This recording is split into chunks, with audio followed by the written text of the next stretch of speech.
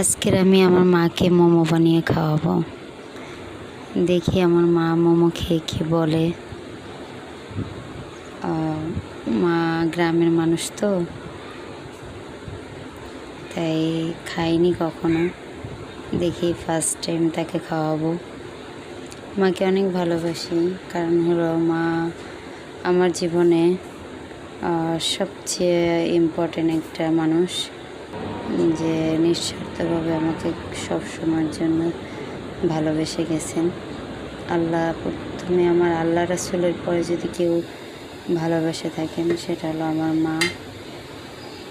তাই আমার মা আমার কাছে এসেছেন বেড়াতে।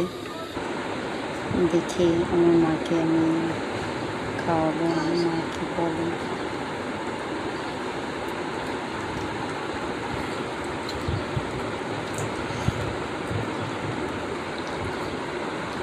কেমন হয়েছে খাবারটা? রেস্টুরেন্টের চেয়ে অনেক মজা। কেমন মজা বাবা? কেমন মজা বাবা? তাই মা কেমন হয়েছে খাবারটা?